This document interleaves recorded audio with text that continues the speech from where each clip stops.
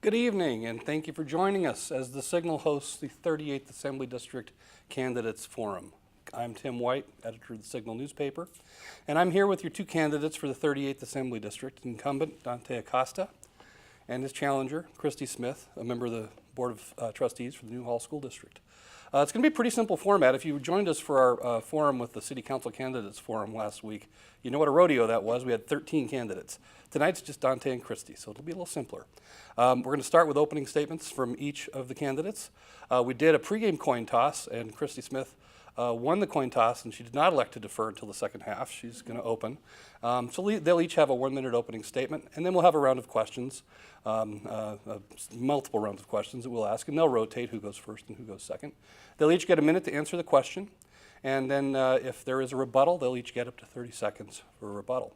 And at the end, we'll give them each a couple of minutes to close things up. So without further ado, let me introduce Christy Smith to open things up for us with her opening statement. Great. Thank you, Tim, and thank you to the Signal for hosting. Welcome to everyone tuning in, and thank you for being here and participating in our democracy. And I think most of us realize that now more than ever, civil discourse amongst friendly opponents is tremendously important. So my name is Christy Smith. I've proudly served this community on the Newhall School Board for going on 9 years now. Very proud of the work that I've done on behalf of our community at the school board.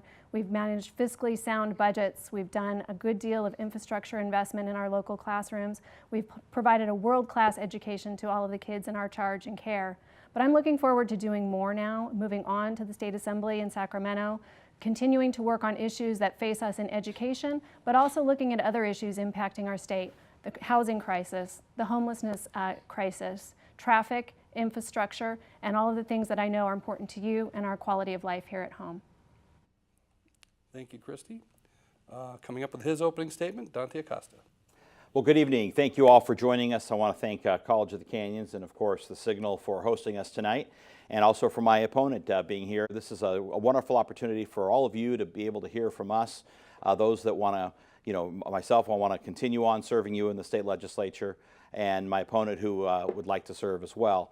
And when I ran 2 years ago, I made a commitment to this district to focus on some key areas, and that's areas such as public safety, taking care of folks that need some additional help and some assistance that are falling through the cracks, take care of the district type issues, and also focus on economic development, jobs, and the economy. And those four things are all areas that I worked very hard on this last 2 years that I've served you up in the California State Legislature.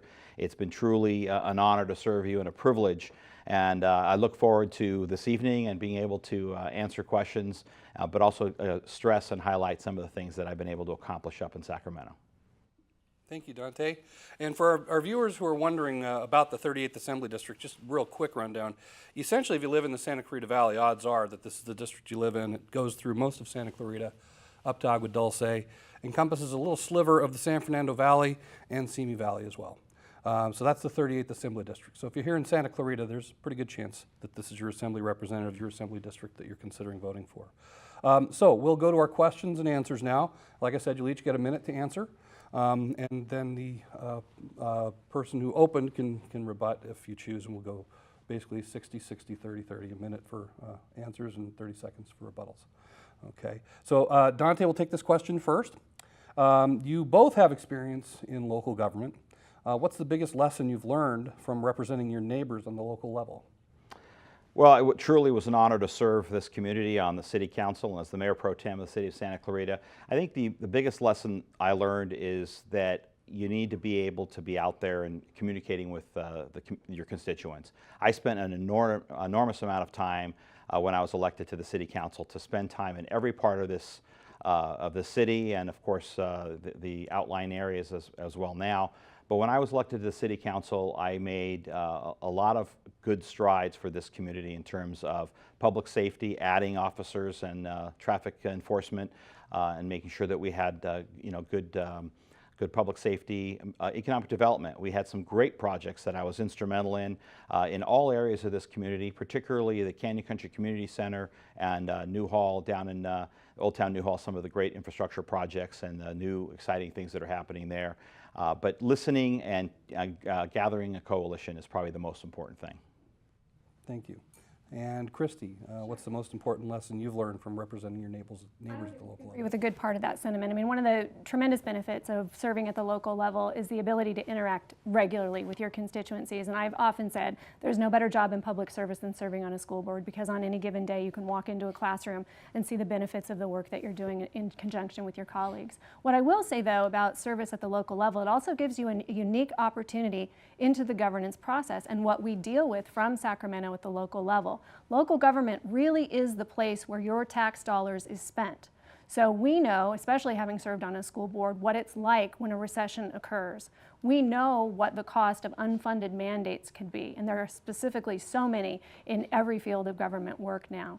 And we also know what it's like to contend with those issues, to try to lobby at the state level, and to be able to have effective and transparent government service at the local level. So one of the things I look forward to in Sacramento is kind of getting a handle on particularly some of those things like unfunded mandates that dictate what local entities need to do, but don't always come with the funding to support those. Thank you.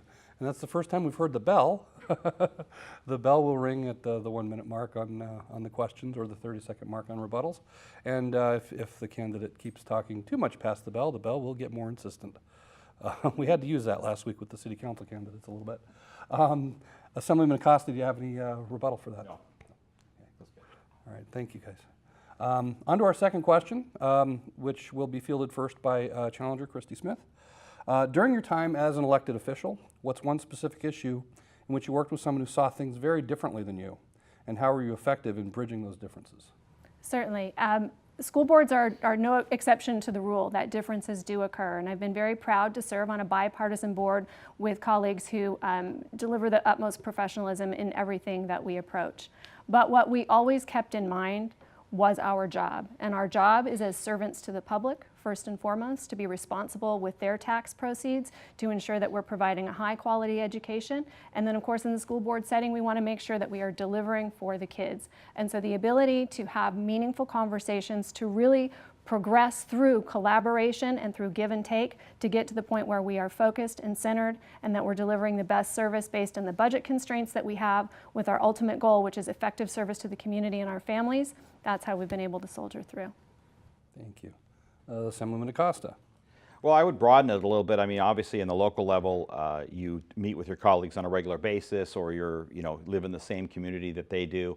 We certainly had issues that came before the city council that had some differences, and people had differences of opinions. And it's a matter of working together and communicating your life experience, your opinion, but also be able to come up with, I think, objective data to be able to support your position. But when you carry it the next step, the last 2 years serving in the state legislature, I've worked in a very broad bipartisan way in terms of working with my colleagues. As a matter of fact, out of all the bills that I co-authored, 65% of them, fully 2/3, were authored by Democrats in the majority party. And being able to work across party lines and being able to come up with a consensus to improve legislation is truly a hallmark that I possess, and something I'll continue to do should the good folks, the 38th, continue to re-elect me. Any rebuttal? Certainly. I would say that I admire the work that you did try to do. No, you've got 30 seconds. Oh, okay. That you did try to do in a bipartisan manner. I know it's not easy being a member of the minority in Sacramento. I would take issue, though, with the fact that you did it very consistently, because a good portion of the time you did vote with your caucus. And I realize that's also sometimes a political necessity. And there are a number of issues and causes that I in particular care about where you, from those constituencies, received a score of 0. Again, understandable, but I think to label yourself entirely bipartisan probably goes a bit far. Well, certainly, 30 seconds, right? Certainly I didn't label myself entirely bipartisan. As a matter of fact, I pointed out very clearly that 2/3 of the bills that I supported and co-authored were authored by Democrats. There's certainly no one that is 100% bipartisan up in Sacramento, but you'll be hard-pressed to find someone who has a more consistent record of being able to sit down and work and bridge a gap. We had a very contentious bill. It'll be hard to do in 30 seconds. We had a very contentious bill that affected this area because we had both parties, pro and con, and that was the animal testing bill. No animal testing for cosmetic purposes, and I brought both sides together and made that bill happen. Thank you, Assemblyman Acosta. All right. This next question, Dante Acosta will field it first. Pretty simple. What would your first priority be for the 38th Assembly District if you were elected November 6th? You know, that's a great question. I mean, one of the things, as I outlined in my opening, the places that I worked very diligently this last year, I want to continue my work for people that have fallen through the cracks. I want to continue my work, and that's, for example, our at-risk youth, our foster youth. I co-authored a bill to make sure that our foster kids get access to UC and CSU campuses and schools without tuition with Senator Berryhill. I also will continue my work on public safety. I have a very good track record. AB 539 was a bill that frankly made people of the 38th Assembly District much safer, particularly women. It had to do with being able to get cell phone information and data. So we wanted to make sure that law enforcement has the tools. I'll continue to work for public education. I'll continue to work for the elderly and our at-risk populations. Thank you. Christy Smith? Certainly. My first priority, first and foremost, will be to set up a system so that you can weigh in. I'm a big believer in roundtable governance. So my team from day one will be setting up opportunities for you to interact with us, to give feedback on local issues, on statewide issues of significant concern to you, and have a feedback loop so that as we progress, you know which way we're headed. In terms of what impacts the district, first and foremost, traffic and traffic safety right now. Beyond that, water adequacy, and especially around local development. We all know we need more housing, but we need to make sure that we have the water and energy infrastructure to sustain that. I'll continue my work and diligently work on public education, especially around funding. Every local school district in our entire district of the 38th is a wonderful public school. Many of them need more resources, though, to effectively do their jobs. And finally, I'm also going to be focusing on public safety. Incredibly proud to have earned the support of the California professional firefighters. We need to continue to get behind them and support their efforts as our fire dangers here in California continue to grow. Thank you. Any rebuttals? Well, you know, I will take this opportunity to basically comment or challenge on a couple of things. You know, when you talk about energy policy, you talk about water, you talk about mandates coming down from Sacramento, particularly in the area of home building. Unless you're a millionaire or a billionaire in this state, it's very hard to get projects done. We definitely need comprehensive CEQA reform. I know you've commented on that, but the majority party in Sacramento have consistently blocked any kind of conversation when it comes to CEQA relief and CEQA reform, you know, I challenge that position wholeheartedly.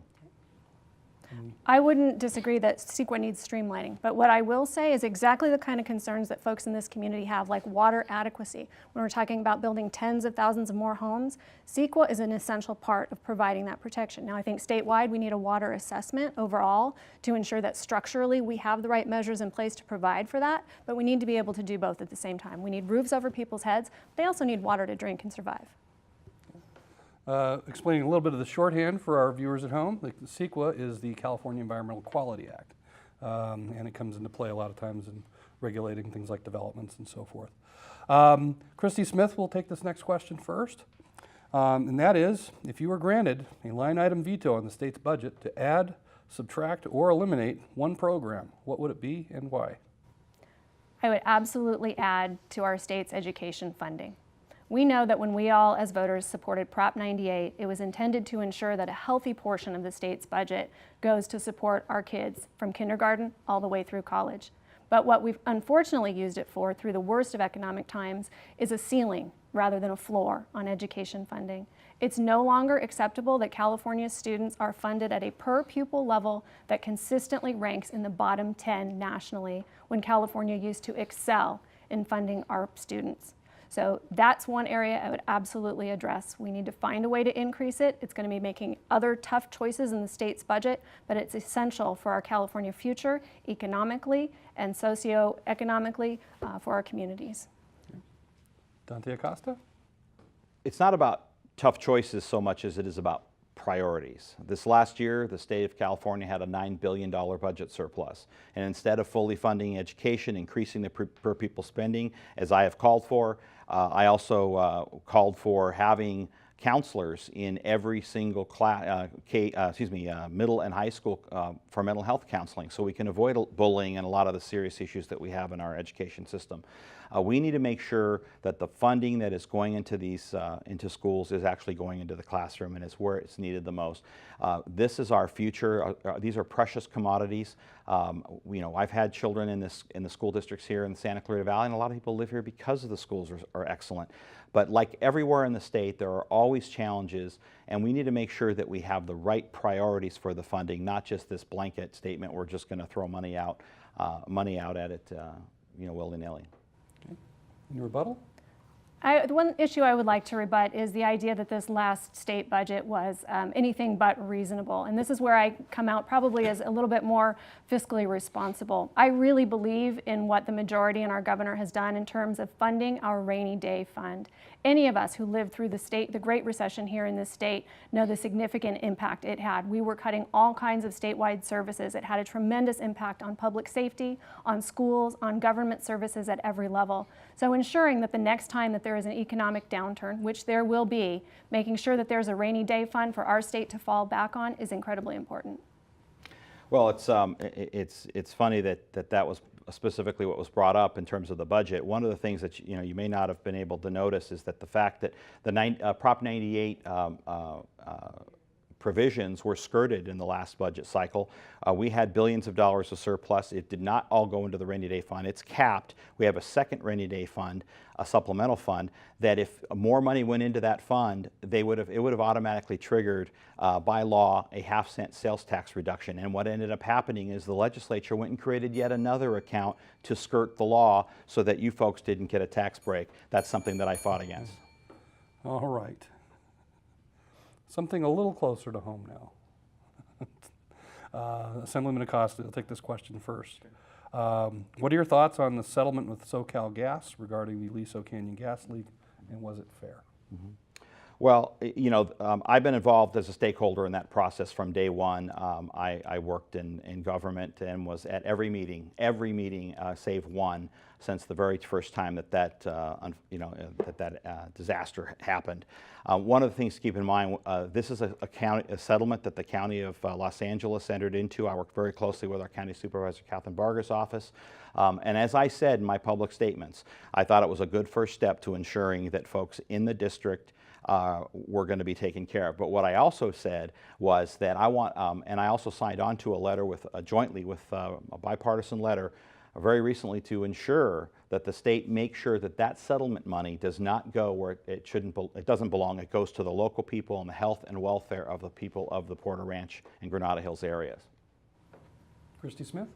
I've been proud to stand with colleagues like Senator Henry Stern, Congressman Brad Sherman, State Senator Bob Hertzberg, and newly elected Assemblymember Jesse Gabriel in opposing the components of this settlement. It was not fair to the residents of the community impacted by the Aliso Canyon blowout. It needs a tremendous amount more work. And while I appreciate your nod to not wanting those resources to go elsewhere, it's already baked into the agreement itself.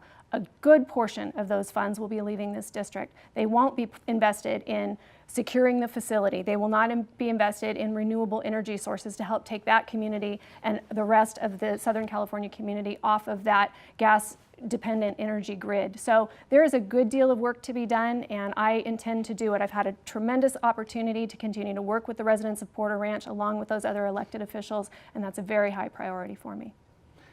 If I may, what she was referring to and those elected officials she was referring to are the very same elected officials that I joined in calling for the money to stay locally. I did sign on to the very same letter demanding that the money stay locally, but there's one component that is missing here, and that's where the money is going, and as she mentioned, baked into the cake. And that's the fact that the money is going to methane reduction in the Central Valley. That is not something that the local residents have requested. That is something that was negotiated by the Air Resources Board. It's something that's negotiated with the county and the stakeholders, and frankly, the majority party requested that money to go into the Central Valley for the methane reduction. Along with the settlement needing to be renegotiated, the other big disappointment, particularly for Porter Ranch residents, was the fact that you did not step up and lead on SB 57 when Henry Stern introduced it. Unfortunately, it didn't pass out of the Senate. That's not true. I was a co-author. So, sorry, I had to interject. But when it comes to when it comes to working the bill and actually ensuring the safety and security of those residents, getting members of your caucus to sign on, walking across the way and making sure that other senators signed on in a bipartisan manner, which you've been very proud to say that you do. That bill was so significant and so meaningful for those residents, and it absolutely should have been something you prioritized. I did. Okay. A fact. We can come back to that in We closing. certainly can. Re-ask that question. I'm staying on track. Challenger Christy Smith, you'll get this next question first. How can California do a better job of balancing the need for regulation versus business attraction? Absolutely. California needs to continue to focus on pragmatism when it comes to business regulation. And there are a number of well-intentioned regulations that simply cost too much for businesses to implement, and that keeps them from either starting, from growing, from expanding, or from moving on to what we would like to see, which is expansion statewide in many cases. So we need to be able to be in constant dialogue with folks in the business community at both the local chamber level, at the state chamber level, to make sure that any regulation we put in place has the necessary protections for workers and the environment, but isn't unduly burdensome on business. Thank you. Assemblyman Acosta. Well, the fact of the matter is that the state of California does have a reputation. As a matter of fact, we finished dead last in recent polling as far as business friendliness and a business friendly climate in the United States of America. And one of the things to keep in mind is that you can be as pragmatic as you like, and I am a pragmatist. But when you have obstructionists who stop you at every turn from being able to make meaningful reforms, and there are mandates that come down from Sacramento. Things like bathrooms and parking stalls and things that don't have that make quality of life better for our residents. But when you're off by 1 inch and you get sued for many tens of thousands of dollars, which drives people out of business, that's an economic harm. I mean, Toyota Motor Company left and took thousands and thousands of jobs with them to Texas, and their number one reason they stated was because of the business climate in California. And unless we get the majority party to side with us and help us with this issue, it's not going to change. And simply sending another Democrat up to Sacramento is not going to change that. Any rebuttal? I'm a Democrat who wants to work from inside my party to support business. I think that's going to be much more effective than somebody who has a limited capability from the minority party. That said, it's a very famous narrative that California is anti-business and we're driving businesses out of the state. But the facts tell a different story. Since the economic recovery, California has had more entrepreneurial investment than any other state in the nation. We led the nation out of the Great Recession. We continue to lead in terms of our unemployment numbers, and we will continue to do so as long as we go back to creating that climate for expansion and growth. And because that expansion and growth is so essential to everything else we do, we need to stay on top. Well, some of that is accurate, but what's accurate is the fact that the majority of the jobs that have come into California since the Great Recession have been service sector jobs. They've been great jobs in healthcare and other sectors, but they've also been minimum wage jobs. And these are not the jobs that you're going to be able to afford a house in the 38th Assembly District. So I will continue to work and push for policies that are reasonable so that we can draw those businesses back. The brainchild of Silicon Valley, Tesla, didn't build their new plant here. They built their new plant in Reno, Nevada. They got it up and running and through planning in 9 months because they couldn't do it in California. The CEQA process alone would have taken 2 years. Thank you. All right, on to the next question. Dante Acosta will field this one first. Public safety and crime are, of course, top concerns of all Californians. And the voters, frustrated by failed attempts at reform, have lessened the penalties for various felony convictions in California. What can Sacramento do to address recidivism, as well as reform our criminal justice system? Well, that is an area that I've spent a lot of time on in the last 2 years. The first thing I did was introduce three public safety related bills. AB 537, for example, would put 12 serious felonies back on the serious felony list. These are things like detonating an explosive device in a terrorist act, child abuse resulting in the death of a child, felony evade resulting in the serious bodily harm to another. These are things that are not serious felonies in California, would qualify you for early release. There's also many sexual crimes that are going the wrong way, and this year alone we are releasing more prisoners and people in jail than we ever have before. Law enforcement will tell you it's a mistake, and I'll give you a stat, 15.2% rise in crime. But if it happens to you or your family, just look around your neighborhoods. You're seeing your cars broken into, homes broken into, home invasions. If it happens to you, it's a 100% increase in crime, and I'll continue to fight it. Thank you. Christy Smith? One of the biggest mistakes that we made when we attempted this realignment,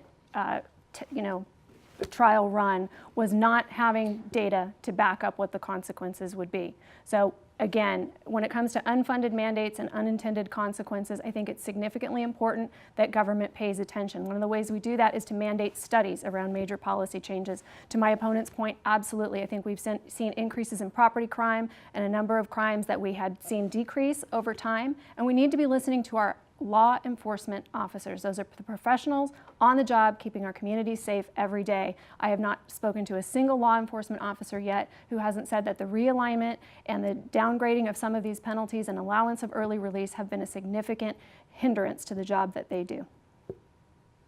Any rebuttal? Save time. We're doing good. This next question will be fielded first by Christy Smith.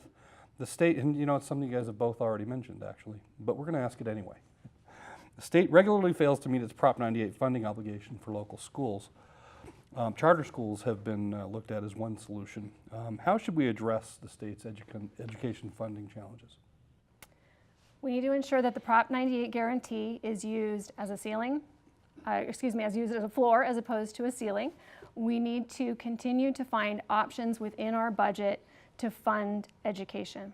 I also happen to believe that it's time for California to sue the federal government for full reimbursement of the mandates that come from special education mandates that are absolutely essential to our special needs population, but aren't fully funded at the federal level, meaning an increase of challenge on the state and the municipal agencies tasked with serving those students to come up with the dollars to adequately provide a full and fair education for those kids in our care. But we absolutely need to make it a priority that as we continue to grow our economy, those dollars are earmarked for education.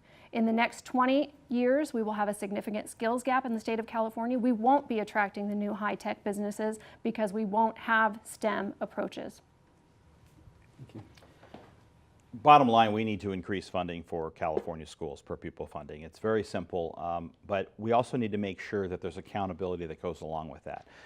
Take, for example, another big government approach, and that's the Department of Motor Vehicles. We tried to get an audit of the Department of Motor Vehicles, as was in the press quite considerably, and the majority party, matter of fact, some of your endorsers, stopped that from happening. When it comes to education funding, I worked for special education funding and co-authored a bill for special education funding. I worked to make sure that our foster youth had foster youth grants.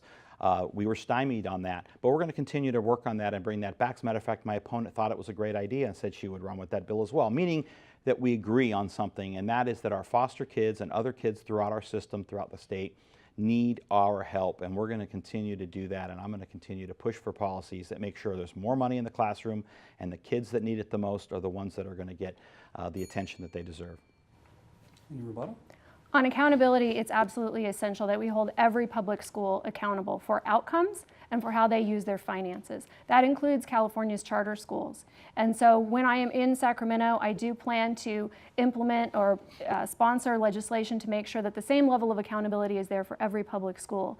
But the other thing that we've learned here in our local communities is what effective practices can look like. And I want to make sure we're providing opportunities for local entities where schools have been successful to partner, to collaborate with other districts where there is struggle, to allow what's best in the teaching community to be shared with one another to improve outcomes for every student statewide. Is that a rebuttal time? I've got. You have 30 seconds. I have 30 seconds. Okay. In terms of the charter schools, because that was part of the equation, the school district that my opponent serves on has never approved a charter school in this area, and as a matter of fact, is somewhat has shown some hostility to charters. And that's not to say that every charter school that comes forward deserves a charter. Let's be clear on that. But when it's appropriate and when there's an opportunity to do so, my opponent has said that we shouldn't have charter schools, and these are schools that give parents and students options. I'm all about options, I'm all about accountability, and I want to make sure that the students that are in our district here in the 38th get every opportunity afforded to them, whether it's public or it's a public charter, which is also a public school. Thank you very much. Let's talk guns. Are the state's regulations regarding firearms sufficient, or should there be additional controls, and why? And this question first goes to Dante Acosta. Absolutely. The state of California this year implemented, I lost count of how many actual pieces of firearm legislation there were. There were many, and I voted for many of them, the common sense ones that, for example, to mandate minimum training and handling and proficiency standards for concealed carry permit holders. I also made sure that people that are not accused, but convicted of domestic violence are precluded from owning a firearm in the state of California, not for 10 years, as was previous, for life. I want to make sure that we're keeping, particularly women, but we're keeping Californians safe. So as long as there's a pragmatic approach to it and we're not going across the board, we had some very, frankly, unsensible legislation, and the governor, frankly, vetoed many of these firearms bills this year because, frankly, they went too far. And I'll continue to work on common sense legislation. I had the Moms Demand Action in my office just the other day, and we had a wonderful conversation, and they were very pleased at some of the legislation that I've sponsored and that I've voted for. Thank you. And the bell's getting more insistent. That's all right. Christy Smith. I am proud to be a Moms Demand Action gun sense safety candidate, as well as Every Town for Gun Safety candidate. What I know is meaningful and significant about what California has done is that we've pushed the envelope and we've led the country, as we do on so many significant issues. And while there might be more that we could do to close and tighten loopholes to make sure that weapons are staying out of the hands of the wrong people, what we absolutely have to do is give our law enforcement officials the resources that they need to implement the laws that are already on the books. So when it comes to making sure that our registries are up to date, that law enforcement has easy and ready access to those, and that they have the staffing and the support necessary to go out and render enforcement, I think that's something that's going to be a really high priority for me. Not so much a rebuttal, but more of a comment, and of course you'll get 30 seconds as well. When it comes to the database and law enforcement, there's something called the APPS database, and you can clarify. But the APPS database, basically, we called for additional funding for the Attorney General to go after 10,000 felons that are known to have firearms and be in possession of firearms, which is illegal. And the Attorney General has done a handful of these. We want to make sure that we get the guns out of hands from people that have them that should not have them, and we'll continue to do that. Christy Smith. I don't disagree with that. Any given day, there are women suffering from domestic violence within their homes. There are children in school circumstances where they may be concerned about someone else bringing a weapon to campus. So the more that both parties, frankly, can continue to work together on this issue to keep our community safe is something I'm committed to. And because I'm all about the acronyms, APPS stands for Armed and Prohibited Persons System. All right, thank you very much. Going to the next question. First, going to Christy Smith on this one. What's your view on California's high-speed rail project, especially now that it's proposed to go through the Santa Clarita Valley? If you could stop the project, would you? I'm inclined to say I would stop the project at this point, although I would hate to see the taxpayer dollars wasted on the portions that have already been done. And I think it was well-intentioned at the time that this project was put before voters, and it was promised as jobs and a boon to the economy. Unfortunately, it's become nothing but a boondoggle. And I'm a big believer in planning well and smart priorities. You wouldn't find out that you have a leaky roof on your home, go take an equity loan, and then at the last minute decide you were going to put in a pool instead because a pool was fun. At the time that we provided the opportunity for voters to approve the high-speed rail, we had other pressing infrastructure issues which still remain a high priority for us. Water infrastructure and road transportation infrastructure, bridge safety, all of those should have been handled and addressed first. You take care of the basics first and then you move on. Dante Acosta? It's very simple for me. I have been opposed to the high-speed rail project from the jump. The Santa Clarita Valley, where we are right now, has never been scheduled for a stop. We've never been able to, we were never going to get one. So the opposition didn't come from, oh, we're not getting a stop. The opposition comes from the fact that we knew, like every government project that's ever been conceived of in the last 40 or 50 years is over cost budgeted grossly, and in this case, many, many billions of dollars. Some estimates go as high as 90 billion. We're probably in the 60 to 70 billion dollar range now, and 34 billion was promised. We're going to get all of the bad stuff in the Santa Clarita Valley and none of the good. You'll still have to go to Burbank to get on the high-speed rail, and why not get in an airliner for $69 one way to go up to the Bay Area? In addition to that, you know, it's typical to hear that, well, you know, we should continue to do it because we've already put a bunch of money into it. That's exactly what they planned, and that's why they started it in the middle of the state. This is definitely a waste of money, and I will continue to fight against it and fight against the funding for it. And your rebuttal? I'll clarify. I wasn't part of the they that put this project out there, but what I would like to see is if there is a meaningful and reasonable way for the project to be contained as it is now, but still be in some form a usable project for the areas that it serves. That may not be the case. This was decided by the voters, and theoretically it should be put back before the voters to decide whether or not this is a project that the state wants. But to my opponent's point, this doesn't benefit any of the communities of the 38th in any way, and we will be getting the downside and none of the good. We'll also be getting the bill. Let's be candid about that. And as far as what we should be doing with the money, look, there's probably some of the assets that are out there already that can be utilized. But what I've called for, and I continue to work on, is local regional transportation solutions. Whether it's here in this valley, the Northwest San Fernando Valley has a huge deficit in terms of transportation, and get people down the west corridor, down the 405 into West LA, and down to the VA and to Los Angeles International Airport. And that's a project that I'm working with all of my colleagues in the San Fernando Valley and the outlying areas, Republican or Democrat, and will continue to do so. Very good. Thank you very much. Quick question on immigration. This one first goes to Dante Acosta. What role do you think state agencies and institutions should play in immigration as it regards interaction with federal agencies? Well, I believe if you're alluding to SB 54, which the courts have just struck down in some form for general law cities, for charter cities, and that'll continue to be litigated. The issue there is that we should be good partners with our federal partners. When the federal government has a mandate and has a role in ICE and Customs and Immigration, their job is to apprehend people that are doing bad things and are bad guys, in many cases violent felons and repeat offenders. I feel very strongly that if we have a law enforcement agency on the federal level that is looking for someone, they should be going into a secure facility like a jail where we know where they are, we know they're not armed, we can securely take them rather than doing it out on the streets, which is what could happen today. Christy Smith? The courts will likely continue to uphold the basic framework of SB 54. That law was vetted with Eric Holder, President Obama's former Attorney General, and it has passed a number of significant legal challenges so far.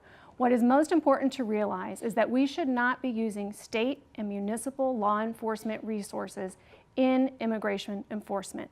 There are mechanisms in SB 54 that allow for someone in custody, in detention, to be apprehended and taken into the enforcement system through the proper court proceedings. That has not been disallowed.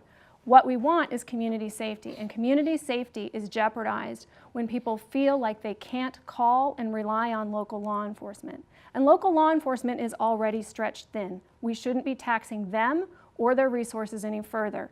And the LAPD and Sheriff McDonald had also agreed with that position. Well, I'm glad you brought up Sheriff McDonald. I was just with him the other day. As a matter of fact, the Deputy Sheriff's Association, LA Police Protective League, the Simi Valley Police Department, Police Association, have all supported me and endorsed my campaign. And let's be clear, what we're talking about when we say that there are some cases where they will be turned over to Immigration and Customs Enforcement is a very small number. Keep in mind that because of Prop 47, Prop 57, and AB 109, because of the recategorization of this year of many other pieces of legislation that have recategorized crimes to lower crimes, many of those people are be let out of jail without ever notifying Immigration and Customs Enforcement, making all of you less safe. Christy Smith. We need to continue to make a very important distinction between proper function of law enforcement and what is humanitarian immigration. We value our immigrant communities here in California. We have a significantly diverse population throughout the 38th. In my school district alone, there are over 29 native languages spoken. I don't want local law enforcement getting in the way of good public safety, and they have continued to provide that service and do that for all of us well. But the real problem in immigration resides with the federal government, and they have abdicated that responsibility for far too long, pushing it down on the states, and it's time California pushes back. Thank you. We're going to move on to some questions about the propositions on the November 6th ballot. Maybe you guys can help voters decide which way they're going to go. The first one will go to Christy Smith to open, and we're going to talk about Proposition 6, which would repeal the fuel tax increases and vehicle license fees of Prop 69. Are you in favor or opposed? You're going to vote yes or no, and why? Haven't decided what my own vote would be, but I am inclined to support. But I will say I understand the needs and concerns of everybody in this district that I have heard from students who are commuting to school, from folks who are commuting to work, who have those long drives. I understand. At a time when inflation has hit us everywhere else in our pocketbook, from food to housing to healthcare costs, one more cost seems a significant challenge. But I've also heard from folks across the district who have said that their routes to work are impaired by ongoing and incompleted road projects, as well as damage to their vehicles that's done when they're driving on these roads. And they want relief as well. For certain, this is an absolutely tough challenge. But what I do favor is accountability. And the biggest question that I have is, I wasn't in the legislature to vote yay or nay, but I'd like to understand why my opponent didn't vote for the accountability measure that followed the vote. Well, let's talk about it. The question was on Proposition 6. On Proposition 6, I voted no on SB1, the gas tax. Very clearly, the reasons are myriad. And number one, there's $1.1 billion that has been taken from the truck weight fee fund for over a decade. We're talking about $11 billion, almost $12 billion, give or take, that have been taken out of the very fund that was supposed to rehabilitate roads. That was because in 2007, 2008, we suffered a recession. Now we're bragging that we're the 5th largest economy in the world, and we have a $9 billion budget surplus. If we need to maintain our roads, and this isn't an agenda just to get an excuse to not fix the roads, so we beg them, as was quoted, to beg them to fix the roads, we will continue to have the funding to do that. Number one, the $1.1 billion. Plus, there's over 4,500 redundant positions in Caltrans. They don't want to deal with that issue. That's $500 million a year, according to the Legislative Analyst's Office, $500 million a year that could also go to proper management and road funding. And I will continue to advocate for that. Rebuttal? We've paid into the rainy day fund to ensure that the next time the entire country or the state of California faces an economic downturn, we have stable provision of government services. That was important to fund.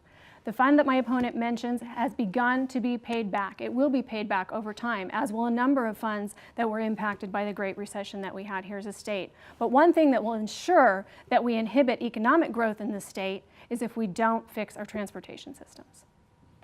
And we'll continue to do that, but keep in mind that the amount of money that is actually in the budget right now, she keeps talking about the rainy day fund, there's another supplemental fund. We created a third fund just so we don't trigger a half-cent sales tax reduction on Californians. In other words, $9 billion you've been overtaxed. We won't reduce your sales tax. Now we've increased your taxes on your vehicles and gasoline, diesel, which takes everything to market. Keep in mind, your registration also went up. This proposition will also require that any new future increases come back to you, the voters, as it should.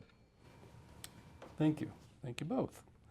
Let's shift to Proposition 10, which would allow local jurisdictions to enact rent control. Dante Acosta will start on this one. Yes or no on Prop 10? Sure. Oh, I would definitely be a yes, excuse me, a no on Prop 10. Let's be clear on that. We want to, the challenge here is that while I would be leaning toward having local control, keep in mind what you're talking about. We're talking about local control in this area. And this is a repeal of the Costa-Hawkins Act, different folks up in the legislature many years ago. And that would basically allow local municipalities to be able to invoke rent control. Let me tell you what will happen. In the largest parts of our state, you will see, where, by the way, housing is the most acute, the housing shortage is the most acute, you will see money and funding dry up for housing. You will see apartments being converted to for sale. You will not see new projects in terms of that. It will also control your single-family home. Should you decide to rent your parents' home if they go into assisted living or come live with you and you want to rent out their home, that will also be something that is on the block as well. Think about having Sacramento or 55 boards control your rent all throughout the state. It will be unmanageable and it will do nothing but stifle growth and development in California. Christy Smith.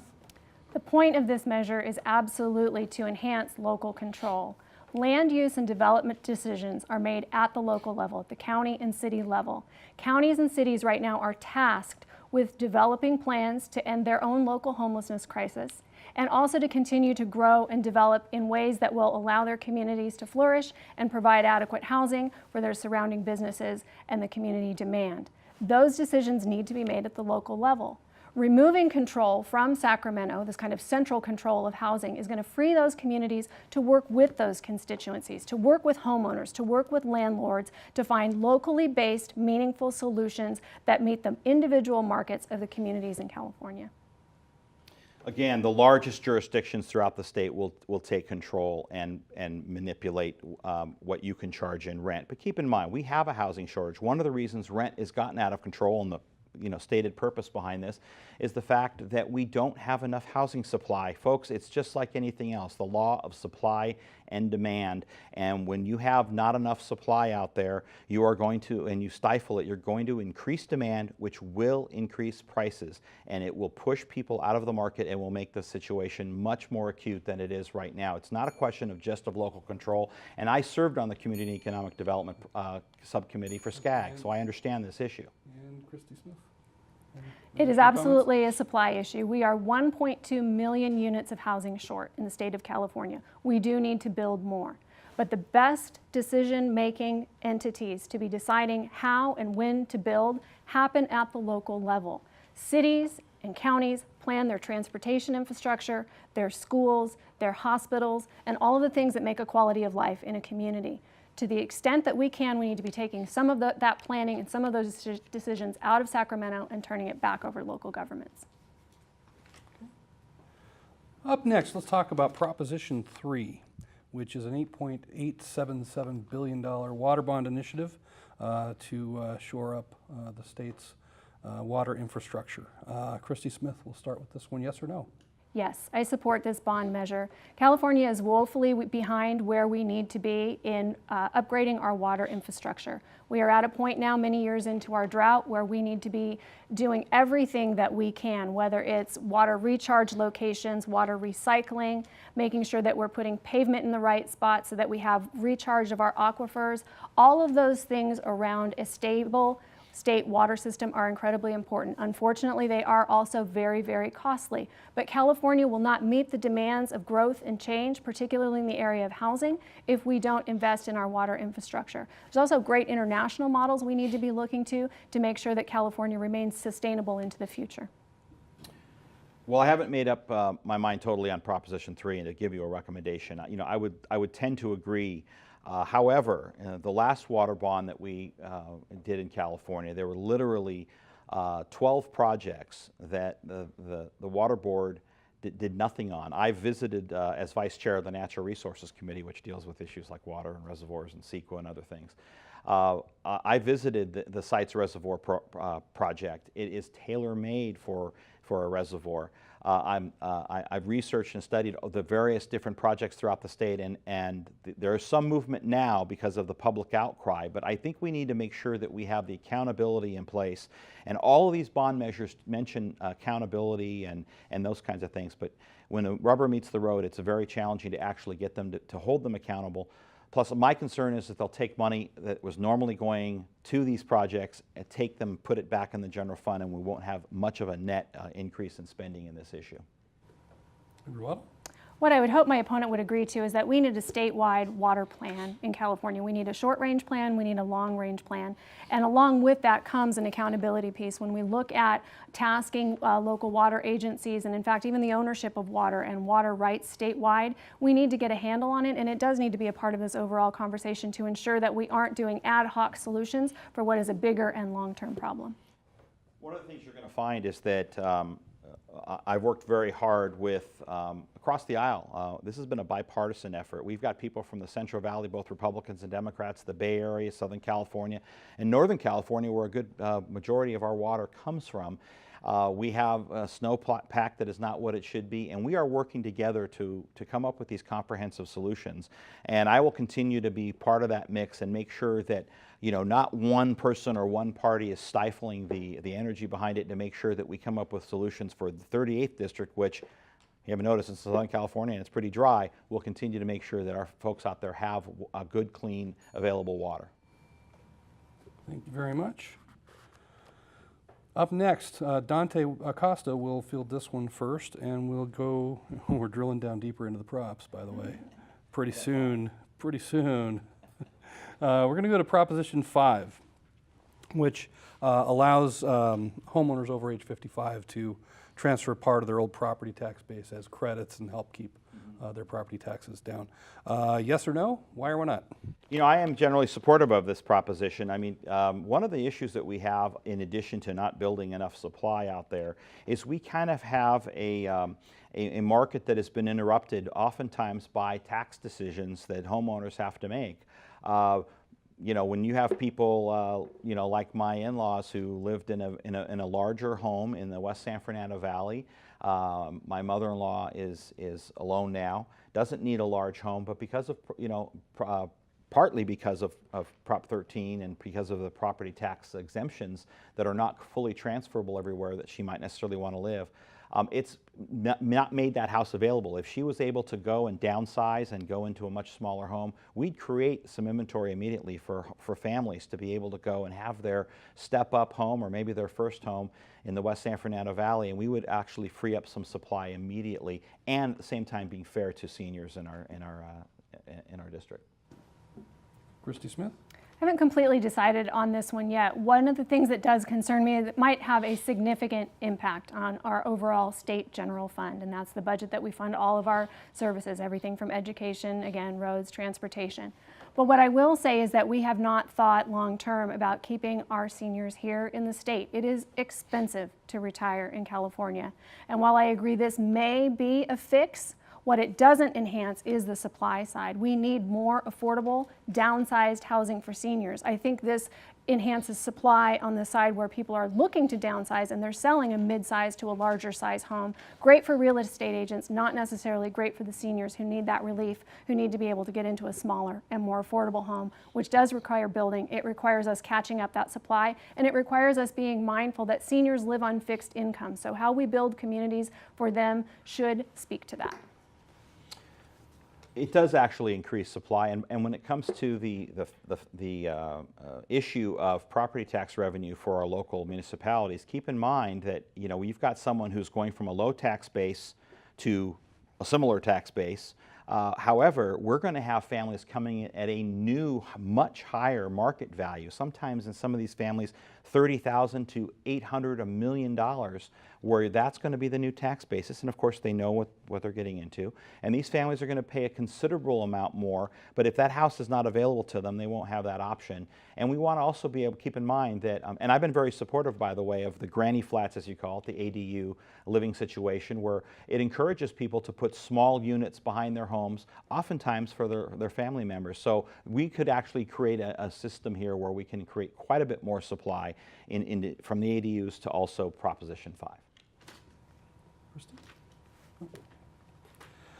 All right. ADUs auxiliary dwelling unit. I figured you'd jump on that. Got me on an acronym. Proposition 12 would require more humane quarters for livestock. Do either of you oppose that? I haven't taken much look at it. I mean, Okay. it's probably, I think we'll say that's a no. yeah. Okay. Let's talk really quickly about propositions 1 and 2. I'm going to ask you to sort of address them both in one answer. Okay. And proposition 1 is a $4 billion bond that would go to fund existing affordable housing programs for low-income residents, veterans, farm workers, and some other categories. Proposition 2 is a bond measure that would spend $1.5 billion to fund mental illness and drug addict traditional housing. So can you address both of those in one answer? And who's up first now? Christy Smith. Yeah. Is that me? Okay, You're both now we're pointing each right? other. It does. Yeah. So to my opponent's earlier point about the types of jobs that have been created in California's economic recovery, unfortunately, a lot of those aren't mortgage-paying jobs, yet the folks in those jobs are providing essential services in the state. They need to be able to have housing. And this housing shortage is impacting people on the economic scale here in the local community, people like law enforcement, like teachers. So we do really need to move aggressively on affordable housing solutions to allow folks at every range of the income scale to still stay and participate in our economy. So that's on 1. And then on 2, you know, I am a housing first advocate, and solving the homelessness situation right now means getting roofs over people's heads, but in many cases then after that, for whatever their circumstance was that ended them up in homelessness, they need access to services, whether it's mental health service, drug rehabilitation, and connection to jobs. As far as 1, I was hesitant to support this, and the main reason is because the legislature, when crafting this to put it on the ballot, lumped in veterans. Every time the veteran funding has come in for CalVet and other programs, it's sailed through with broad bipartisan, probably unanimous support. However, by coupling these two together, the veteran piece is $1 billion, the low-income housing piece is $3 billion, and I have a bit of a challenge with the fact that we may not be creating enough incentives for the low-income housing to be able to be built. If we was that a minute? That was a minute. Oh, wow, okay, thank you. We need to incent builders to build more income housing as well, thank you. Rebuttal? That was a fast minute, and I agree. 50 more? 15 15. more. Oh, okay. Well, boy, now I got to remember. Well, and then I'll jump to the mental housing piece. I mean, I called for mental housing, mental counselors to be, as I mentioned earlier, in the schools. I think we need to start earlier, and we need to have a very comprehensive system across the board, because it is an existential threat to our state if we don't deal with these issues early and often and make sure that the resources are available. Do you have a rebuttal, Christy?